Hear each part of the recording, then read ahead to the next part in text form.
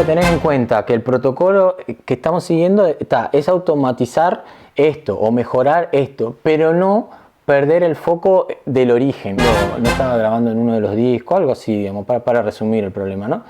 Y eso empezó a que el sistema cada vez se ponga más lento, más lento, más lento. Me había pasado de forma personal de que tuviera un software que fallara, o sea, tipo que hubiera una falla de software o de hardware. Hay muchas cosas ya realizadas en todo lo que es la integración continua. Hay herramientas dentro de la plataforma digamos que es para la salud de la base de conocimientos, para automatizar los builds, los deploys, todo lo demás. Bienvenidos al tercer episodio de 25 años con GeneXus. Muchas gracias a todos los que me escriben en las redes. Básicamente, la verdad que me deja muy contento por toda la difusión que se ha tenido, e incluso los que comparten los links que estamos haciendo. Para los que no pueden ver el vivo, Marcelo, Pablo ahí firme, como siempre. Gracias, Marcelo. Bueno, para todos los que siguen el vivo o que no lo pueden ver ahora, la idea es siempre que termina el vivo se edita un poco el video y se sube a YouTube para que lo vean allí después en YouTube, y bueno, también se sube a Instagram y a Facebook.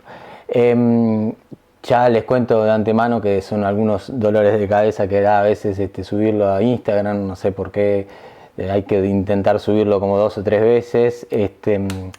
Y en el caso de YouTube es mucho más sencillo, y bueno, y Facebook bastante bien también. Eso es un poco de las cosas nuevas que he encontrado, y bueno, de verdad que se aprende todos los días con esto. Bueno, hoy particularmente lo que les venía a hablar, le había comentado en el día de ayer, que quizás, no sé, por ser viernes capaz que era un poco más tratar de ser un poco más distendida la charla, digamos, o sea, en el sentido de decir, bueno, realmente hoy tengo temas varios para hablar, y hoy más bien quizás a punto de relacionar un poco GeneXus con un poco de lo que hablaba yo de la planificación de proyectos y esas cosas, pero en realidad más que de la planificación de proyectos está respecto a todo lo que se refiere a una liberación de una nueva versión, ¿no? Cuando se va a liberar una nueva versión, que se va a hacer un deploy de la aplicación, cómo los pasos que uno generalmente requiere seguir y hacer. Yo, una de las cosas que comentaba en el día de ayer, ojo que estoy abierto, ayer me preguntaron, estoy abierto a preguntas, que si ustedes tienen ahí, bueno, a veces la edad me cuesta un poco para leer, pero bueno, estoy abierto a preguntas, lo pueden hacer, y comentar, digamos, cualquier cosa que les parezca bien o que no estén de acuerdo o lo que fuera. Ayer lo que comentaba un poco era que yo les decía que particularmente me gusta mucho, no más que me guste, sino que me llama mucho la atención toda la parte de protocolos que se siguen en la aviación y todas esas cosas, ¿no? O sea, uno siempre ve, no estamos en las cabinas cuando volamos, pero vemos en las películas y todas esas cosas que siguen ciertos protocolos, ¿no? De que, bueno, que controlan, no sé, combustible, peso del avión, un montón de parámetros antes de hacer el despegue, ¿no? Bueno, yo creo que hay veces que uno piensa que, digamos, ¿no?, que podría ser medio fastidioso hacer eso, un protocolo de distintos pasos a seguir cada vez que uno va a liberar una nueva versión a producción o lo que fuera, ¿no?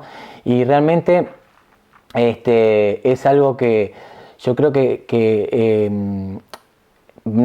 si uno lo lleva por el lado de la aeronáutica comparándolo, nosotros a veces liberamos versiones a producción tipo, si no lo hiciéramos con determinados controles, eso equivale a que, digamos, el piloto, el capitán del avión, se suben, no sé, prenden motores y bueno, ya están todos, sí, bueno, y salimos, ¿no? O sea, es como que eso no lo hace nadie, incluso hoy por suerte ya dentro de las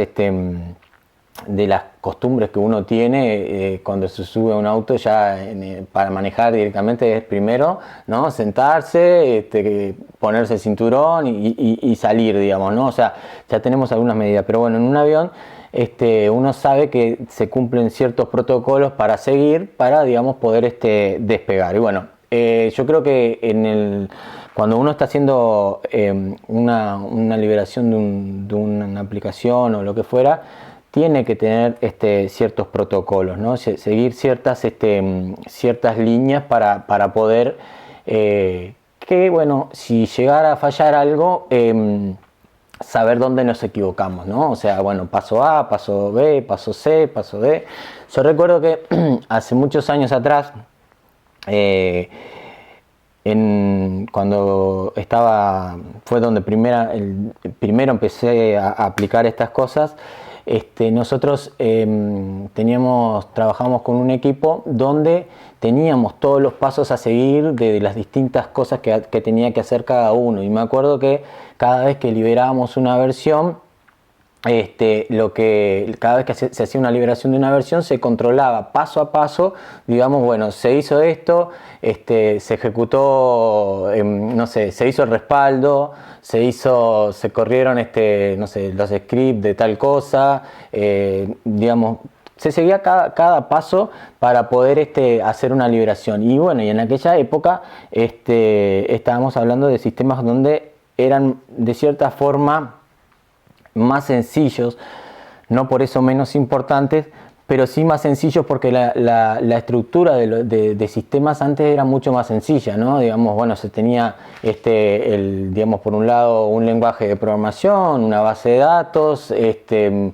generalmente la plataforma era cliente-servidor, digamos, no había sistemas web, no teníamos sistemas para Smart Device. Digamos, era todo mucho más sencillo y sin embargo seguíamos ciertos protocolos. Y bueno, y eso es fundamental porque los protocolos no solo sirven a nivel digamos de software, ¿no? Nos sirven a nivel de actuación en cualquier otra cosa. Otro ejemplo que yo recuerdo también, nunca habíamos tenido era una empresa que nunca me había pasado de forma personal de que tuviera un software que fallara, o sea, tipo que hubiera una falla de software o de hardware. Realmente nunca me había pasado y tipo generalmente a veces te puede tener algún problema que es fácilmente subsanable, pero digamos, nunca me había pasado esas veces que a veces nos pasa, ¿no? Hoy sentimos a veces, no anda el software, el sistema del banco, se cayó el sistema del banco o se cayó tal cosa. Y entonces yo siempre tenía en ese pensamiento hasta aquella época, digo, qué raro, digo, cómo a veces se caen los sistemas, digo, a nosotros nunca se nos cayó. Y bueno, fue un pensamiento que duró, bueno, ya como digo, son 25 años, y realmente me demoró bastante que me pasara eso. Y hace algunos años atrás, estando en una empresa y justo hacía muy poco tiempo que la empresa había tenido cambios y bueno, y de cierta forma había quedado digamos, de medio, esa parte había quedado media acéfala o una cosa así, y bueno, medio como que estaba de responsable de ese sector, pero obviamente lo mío no era la parte de hardware ni nada de esas cosas. Y tuvimos un problema donde empezó a fallar la base de datos Oracle. Empezó a fallar uno de los discos y no estaba grabando en uno de los discos, algo así, digamos, para resumir el problema, ¿no?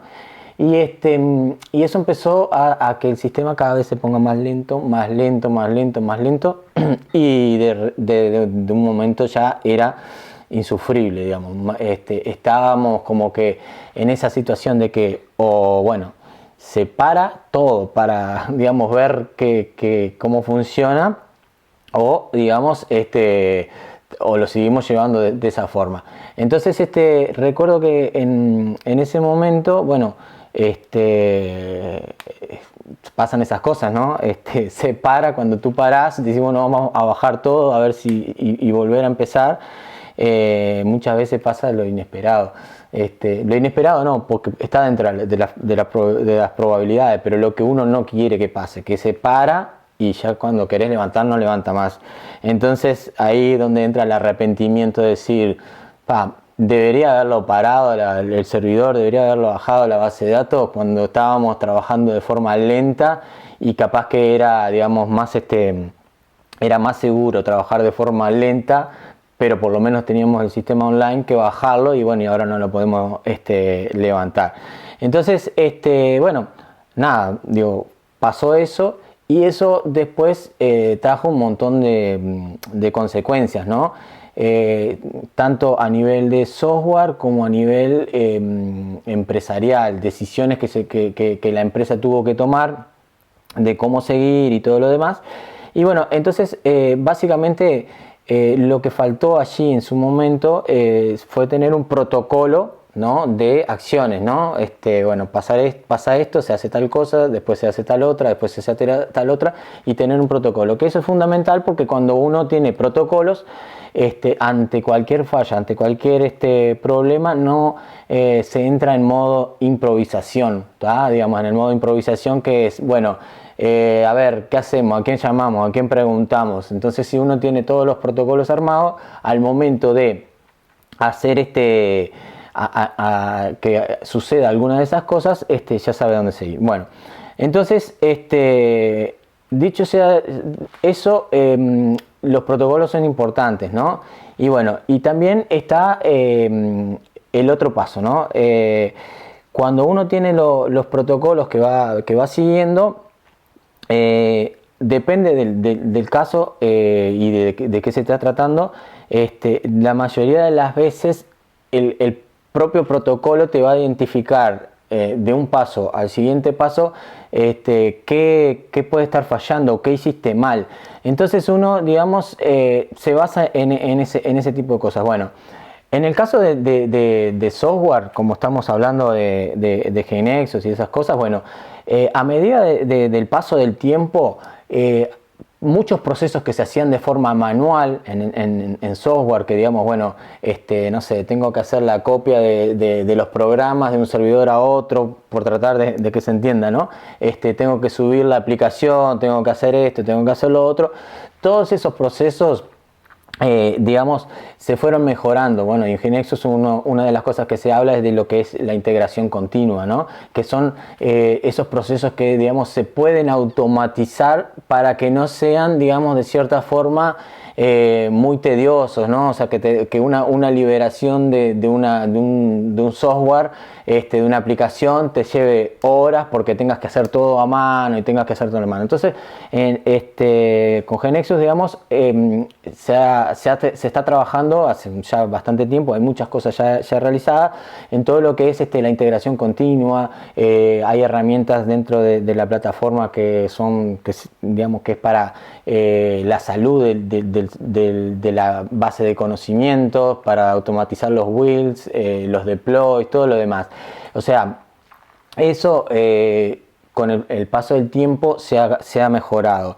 Entonces, ojo con eso, digamos, está muy bueno todo lo que es la automatización, ¿tá? Pero siempre hay que también revisar mucha la parte de los detalles, ¿tá? Y eso me voy a un ejemplo, digamos, que no tiene, digamos, está bien relacionado a esto, pero digamos, cuando hablo de no perder los detalles, es tipo, bueno, yo, por ejemplo, tengo un proceso de 10 pasos, ¿tá? Que hago todo, siempre tengo que hacer los 10 pasos y me demoro 1 hora en hacer los 10 pasos. Bien, yo logro automatizar y de esos 10 pasos me quedan 8 pasos, ¿tá? Y bueno, y perfecto. Entonces, cuando me voy a automatizar el proceso ese, digo, bueno, ya estamos en 8 pasos. A ver, ¿cómo podemos seguir automatizando? Bueno, de 8 pasos resulta que saco uno de acá, saco dos, automatizo esto y me quedo en 5 pasos. Y así vas automatizando constantemente, estás automatizando los procesos y llega un momento que el proceso es tan automático que a veces es difícil, digamos, poder hacer seguimiento de si hay una falla en el medio, es muy difícil de poder seguirlo. Por eso que a lo que apunto es lo siguiente: es bueno automatizar, siempre es muy bueno automatizar, pero tratar de nunca perder el origen de las cosas, ¿tá? O sea, nunca perder el origen de las cosas. Y esto es un ejemplo de hoy que escuchaba, que me gustó mucho la historia, y que está muy relacionado con esto, que está más bien relacionado al tema de cuánto uno no debe olvidar sus orígenes, o sea, sus procesos originarios, y que era una historia de alguien de una fábrica de caramelos, digamos, que hacían un caramelo, y entonces, bueno, un día vino el gerente y el dueño, o sea, un director o algo, y dijo, quiero hacer quiero que podemos ahorrar, digamos, dinero. Entonces se juntaron todos los ingenieros que había y todo lo demás, hicieron un ahorro, cambiaron ciertos ingredientes en el caramelo para que ahorrar un 10%. Entonces agarraron, hicieron pruebas entre el caramelo original y el caramelo, el nuevo, digamos, con un 10% de ahorro. Hicieron las pruebas y degustación y todo demás, y eran los mismos caramelos, ¿tá? O sea, tenían los mismos, perfecto, siguieron adelante. Allí pasó un tiempo y dijimos, bueno, tenemos que seguir digamos, siendo más eficientes, y tenemos que ahorrar más dinero. Entonces dijimos, bueno, vamos a ver si podemos cambiar otros ingredientes del caramelo. Entonces empezaron a innovar y todo lo demás, y empezaron a darse cuenta que, bueno, que podían ahorrar en algún lugar, y resulta que ahorraron, no sé, un 20% más. Bueno, y así sucesivamente, cada cierto periodo de tiempo empezaran a cambiar distintos ingredientes distintos, y cuando iban por no sé, la versión 15, por decir alguna cosa, un día empezaron a perder mercado. O sea, ya esos caramelos no se vendían mucho. Entonces no sabían qué era lo que estaba pasando, porque, digamos, eran los caramelos que siempre estaban haciendo, hasta que ese director un día, no sé, pasando por un lugar, ve un paquete de caramelos y lo prueba, y agarra y dice, qué caramelo rico es ¿no? Y entonces le pregunta, digo, ¿y este caramelo de dónde es? Y alguien se le acerca y le dice, ese es el caramelo que sobraron de los caramelos que vendíamos originalmente. No puede ser, dice, porque el gusto, digamos, es riquísimo. Entonces el tipo le dice, no, son los mismos. ¿Y qué pasa? Cuando hicieron el primer cambio, que ahorraron el 10%, entre la primera versión del caramelo y la segunda versión del caramelo, hubo un 10% de ahorro y no había cambio en el gusto. Cuando fueron en la segunda versión del 10% al segundo 20%, que ahorraron un 10% más, fue la segunda versión contra la tercera, después la tercera contra la cuarta contra la quinta. Entonces, cuando lo iban comparando, digamos, esas versiones, siempre iban comparando la última contra la anterior, y habían perdido, digamos, el origen de las cosas. No tenían una referencia, digamos, de cómo había sido, cómo estaba la última versión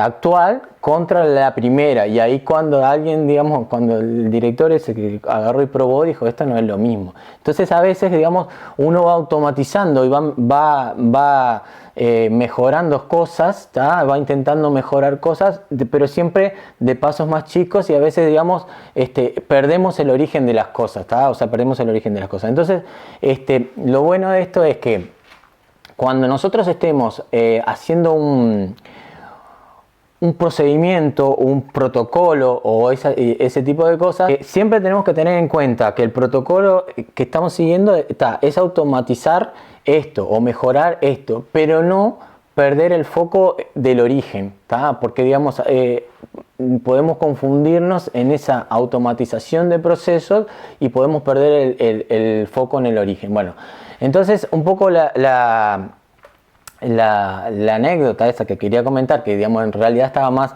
me gustó bastante, justo la escuché hoy, y está más enfocada a lo que eran las ventas y todas las cosas. Es muy importante en el sentido de decir, nunca, no pierdas el foco, no pierdas, digamos, qué era lo que tú querías hacer, digamos, ¿no? Cuando originalmente querías automatizar ciertas cosas, querías hacerlas de ciertas formas mejor, ¿tá? No te pierdas en esa mejora continua y te quedes mejorando en eso sin ver el origen de las cosas. Si realmente estás yendo bien, estás yendo mejor de como estaba yendo antes, ¿tá? Porque a veces capaz que decíamos, yo de esta forma lo hacía, me demoraba más, pero obtenía ciertos resultados, y ahora resulta que me puse a automatizar de ciertas cosas y tengo otros resultados, y a veces nos quedamos enganchados, bueno, a ver de qué está fallando acá, y capaz que el cambio o el problema venía en un paso anterior. O sea, obviamente cuanto más automaticemos y con todo el proceso de mejora continua, vamos a estar mejor, porque digamos, vamos a hacer cosas que en vez de hacer cosas manuales, ¿tá? Vamos a hacer que procesos automáticos lo puedan realizar, ¿tá? Y bueno, y con GeneXus, digamos, existen un montón de herramientas que permite, bueno, mira, justo ahora acaba de llegar acá Junior, que en procesos de mejoras continuas él sabe un montón, bueno, entonces existen ciertas cosas en GeneXus para el proceso de mejora continua, de automatización, de deploys, que son las puestas en producción, automatización de generación de versiones, automatización de test, un montón de cosas que eso nos va a ayudar en GeneXus totalmente para hacer las cosas mucho más, de forma automatizada, y olvidarnos de eso, hacer eso a la mano, pero no olvidarnos de los protocolos, de los pasos que debemos seguir. Por más que sean pasos que son automatizados, por más que sean pasos que sabemos que lo hace una máquina, sí detallarlos, qué son los pasos que se están haciendo, porque cuando nos enfrentemos a un caso donde tengamos algún problema, poder ir y repasar todos los pasos, ¿tá? O sea, es como volviendo a lo que hablaba de la aeronáutica al principio. Hace unos días, que a mí no sé por qué, pero calculo que nos debe pasar a todos los que desarrollamos software. Cada vez que miramos una película o lo que fuera, siempre lo miramos con otros ojos, o no sé, con otra forma de pensar. Y en la película del avión que cayó que acuatizó, porque justo era lo que decía, en el río Hudson en Nueva York, una de las partes que yo recuerdo de la película, cuando si no la vieron o no se acuerdan del caso, es que el avión que sale, que despega, y que viene una bandada de pájaros y le entra por los motores, y se le rompen los motores los dos, ¿no? Y entonces bueno, ellos empiezan a seguir todos sus protocolos, ¿no? O sea, en la película lo muestran así. Yo creo que realmente debe ser así, sin mucho nerviosismo, tipo, bueno, empezaron a decir, bueno, motor 1 no anda, motor 2 no anda, bueno, reiniciando. Entonces ahí me hace acordar a lo que yo les decía, ¿no? Que en su momento él en un momento cuando viene en el avión, apaga algo, reinicia, que se apagan todas las luces del avión, y después se vuelve pone fuerza adicional o alguna potencia adicional, no me acuerdo bien cómo era la palabra, y le da de nuevo y no prende. Entonces me hace acordar un poco aquel ejemplo que teníamos la base de datos muy lenta, que se nos venía cayendo, y dijimos, no sé, vamos a reiniciar, vamos a hacer alguna movida para poder levantar, y no la pudimos levantar. Entonces me hizo acordar en ese procedimiento, ¿no? Procedimiento de reiniciar.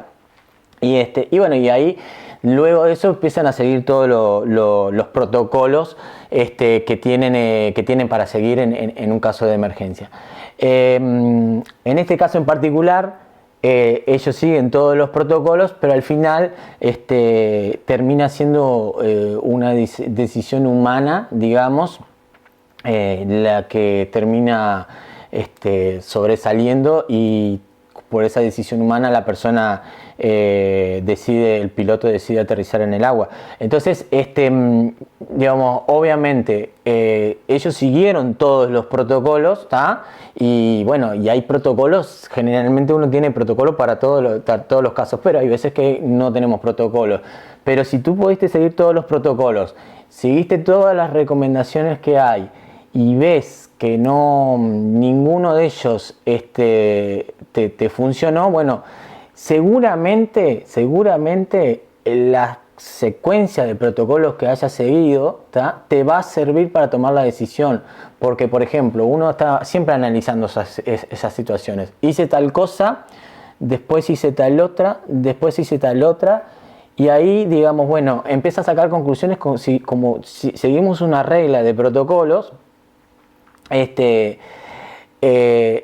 Siempre vamos a detectar, bueno, hice esto y no funcionó, hice esto y no funcionó, pero hice esto y sí funcionó, ¿tá? Entonces allí, digamos, decir, bueno, en base a eso poder tomar decisiones de cómo poder proceder. Mira, acá me dicen que Sally era el piloto del avión, y es verdad, muchas gracias. Entonces, por eso es importante los protocolos. Por más que, digamos, tengamos todos los procesos automatizables que tengamos, que son ideal para poder ahorrar tiempo, y a su vez, además de ahorrar tiempo, evitar fallas, ¿no? Evitar fallas humanas. Un poco volvemos a lo que yo les hablaba ayer, de lo artesanal, ¿no? O sea, digamos, si yo tengo que, por ejemplo, vamos a suponer, hago un proceso de una instalación de un sistema de producción, y lo que hago es copiar los archivos a mano y soltarlos en el servidor.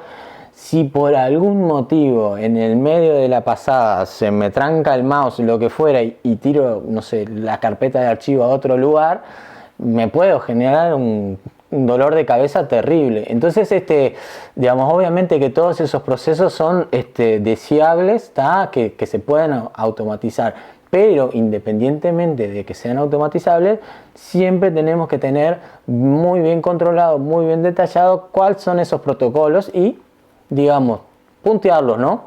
Se hizo esto, se hizo lo otro, se hizo lo otro, se hizo lo otro, porque al momento de que se pueda producir alguna falla, nosotros podamos tener digamos, un registro de hacia dónde acudir. Bueno, un poco es eso lo que les quería contar hoy, hablar de lo que son la secuencia de protocolos. Es importante, no solo en el software, ¿no? Yo creo que si en cualquier cosa que se pueda tener protocolos, son lo ideal para poder